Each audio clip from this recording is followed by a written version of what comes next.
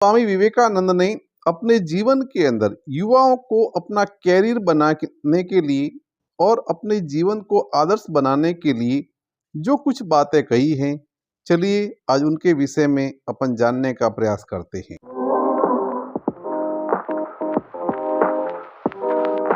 बच्चों पर निवेश करने की सबसे अच्छी चीज है अपना समय और अच्छे संस्कार। ध्यान रखें, एक श्रेष्ठ बालक का निर्माण 100 विद्यालयों को बनाने से भी बेहतर है। अर्थात बच्चों के अंदर सबसे पहली बात है अच्छे संस्कार पैदा किए जाएं ताकि वो एक अच्छा इंसान बने।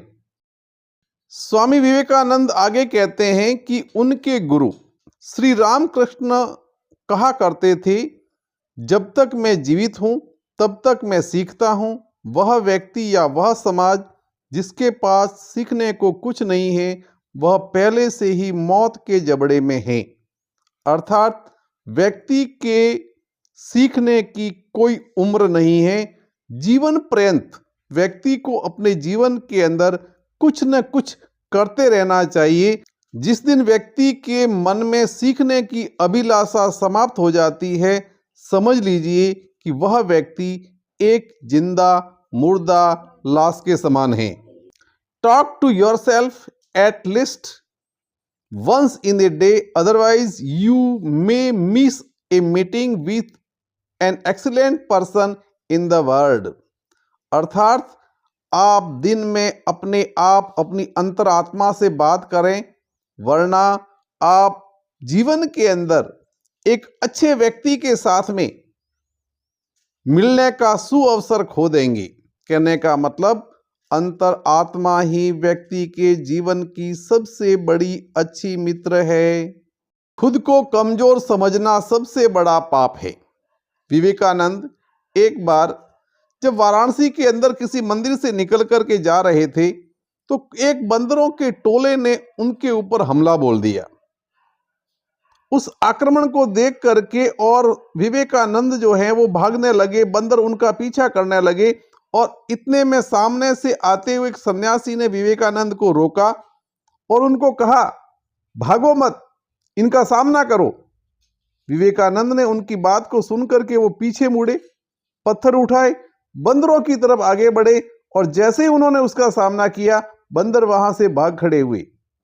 और ये प्रेरणा उन्होंने अपने जीवन के अंदर उतार ली कि समस्याओं से कभी डरना नहीं है, खतरों से कभी घबराना नहीं है। हमेशा डरने वाला व्यक्ति हमेशा अपने आप अपने जीवन को पीछे हटा लेता है। इसीलिए कहा गया है कि खुद को कभी कमजोर न समझा जाए। आपको अंदर से बाहर बढ़ना है। कोई आपको पढ़ा नहीं सकता, कोई आपको आध्यात्मिक नहीं बना सकता, कोई और शिक्षक नहीं है, बल्कि आपकी अपनी आत्मा है। अर्थात अंतरात्मा की आवाज को सुने, वही आपकी सबसे अच्छी मार्गदर्शक है। आत्मा की आवाज ही आध्यात्मिकता का रास्ता तय करती है। If you are pure you will reach God. Vivekananda का कथन है कि आप अपने जीवन के अंदर क्या किया है, कैसे कर्म किए हैं, अच्छे कर्म, बुरे कर्म, इस सब की जानकारी केवल आपको और आपकी अंतरात्मा को है। अगर आपकी अंतरात्मा ये कहती है कि आपने अपने जीवन के अंदर पुण्यों के अलावा कुछ नहीं कमाया, तो इसका सीधा सा अर्थ है कि आप सीधे मोक्ष गमन करेंगे और इसके लिए आपको किसी प्रमाण की आवश्यकता नहीं है।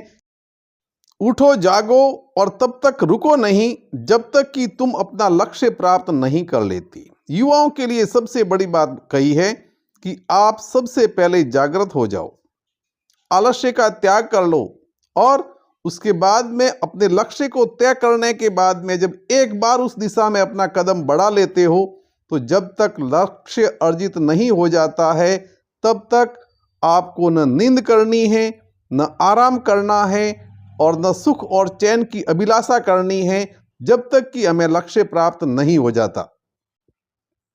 Fill the brains with high thoughts, highest ideas, place them day and night before you and out of that will come great work.